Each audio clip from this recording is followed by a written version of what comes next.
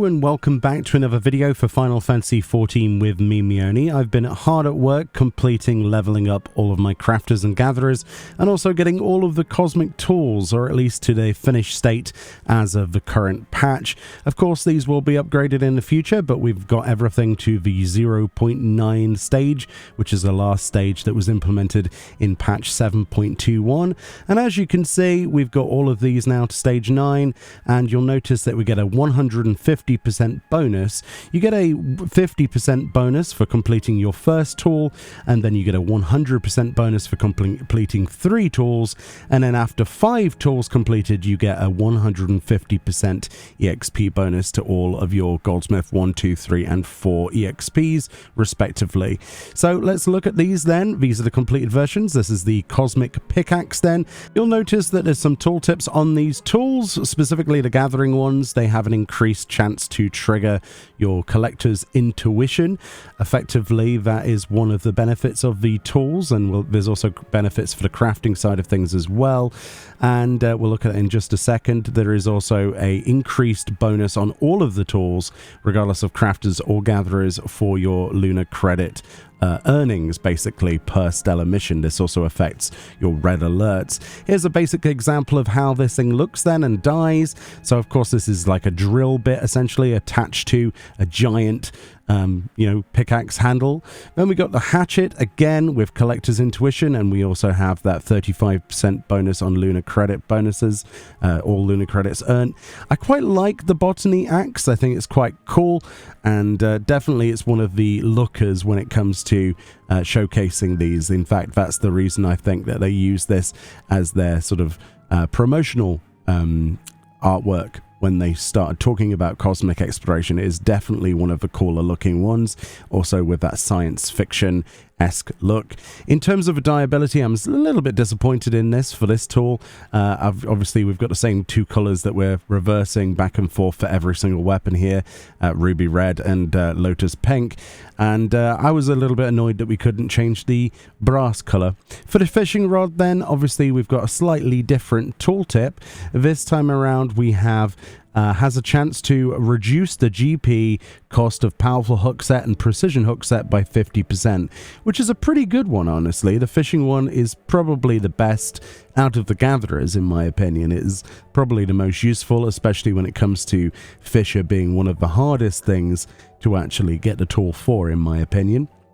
It's a little bit more effort than just hitting rocks. There's all sorts of things to bear in mind, like different lures and different tugs, and different baits. It's quite fun.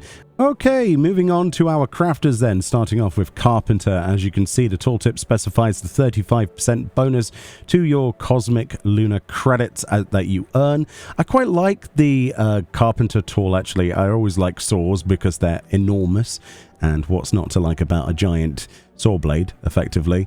I do wish we could do some like combat missions or something with Carpenter or any of the crafters or gatherers. I think that would be pretty cool, but I don't know how they would do that.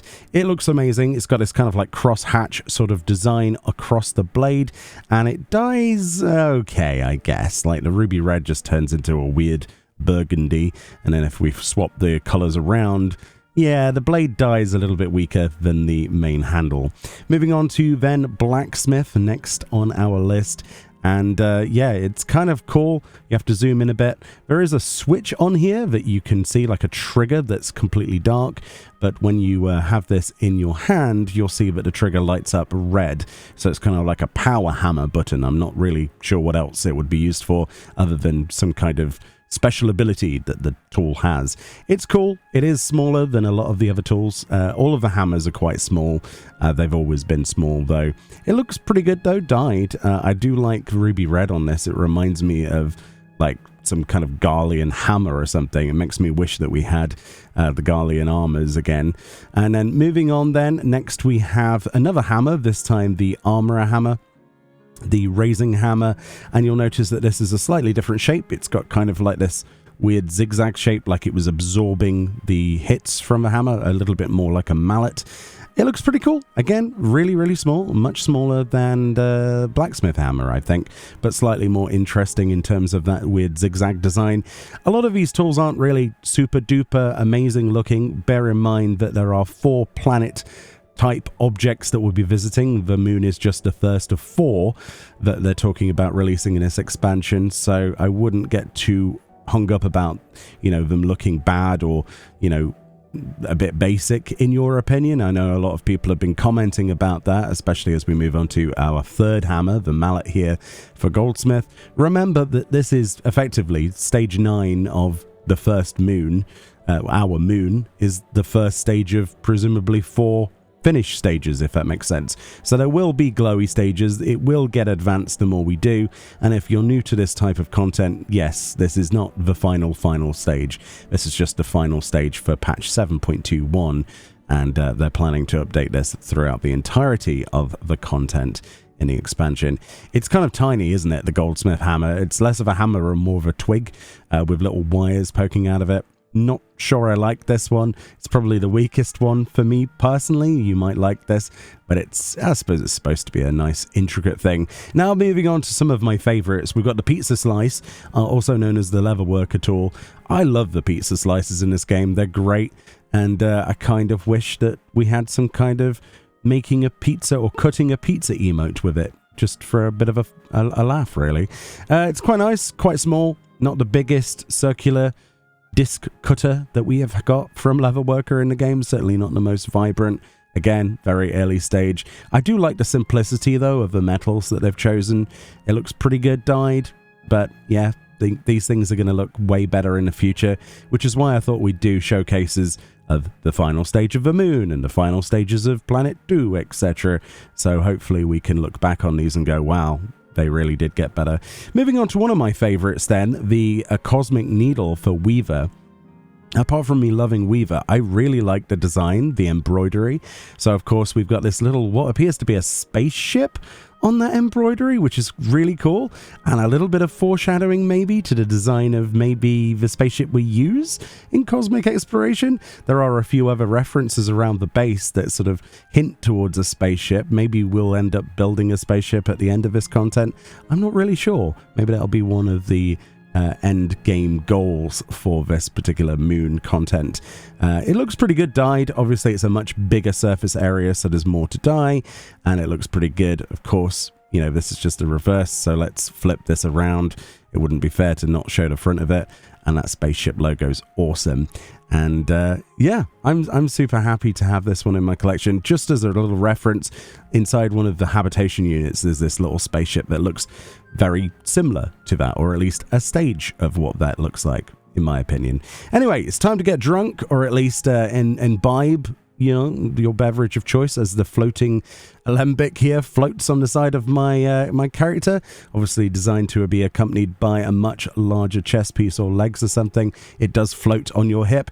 It is basically a beer bottle in every single way, and of course, yeah, it's literally got a bottle opener on the back of it. It's great. If you want to look like you're gonna go and smash a bottle in someone's face, then I can't think of a better tool than this. It is unique, it is fun, and I'm glad they've gone a different direction, and I would like to see them go even further with the beer bottle idea with the next stages. I think it's hilarious, and yeah, it's cool. The dyeability doesn't really matter, you know, doesn't really matter too much. It's quite a small thing, isn't it, a bottle, and the way you hold it, yeah, just makes you want to go and stab somebody. Maybe that's just me.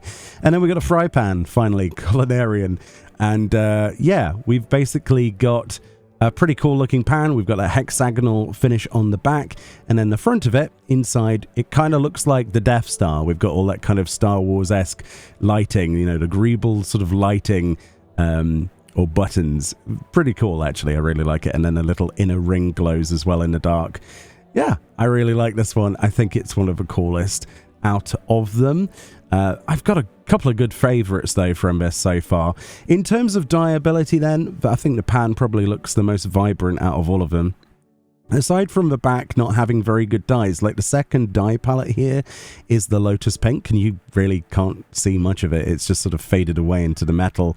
However, the main dye color looks really good on the front of the pan. It's got this really interesting sort of almost velvety non-slip texture on the inside of a pan. But yeah, I really like this one personally, and your mileage is going to vary with dyes. I can't wait to see what they do with the finalized version of some of these tools, especially the pan. But personally, my favorites are definitely the pan. I think the Weaver tool is exceptional, and I would have to say, if I was to choose one out of all of them, just for comedic value alone, I think the Alembic is probably my favorite overall, just simply because how many beer bottles have we had in terms of glamour. I'd like to see the same kind of thing for the other classes, honestly. If we had a carpenter axe that saw that was something a little bit different, that'd be cool. I'm working on my equivalent of the Pteranodon mount, but in terms of points, I'm probably going to be slowing down quite a bit, considering Shades Triangle is next week, and that's the content I'm going to be focusing on. So I will revisit the moon, and I will obviously work on that mount in the future, but it's going to have to wait. Much love. Hopefully this was cool, and I'll see you all next time. Bye bye.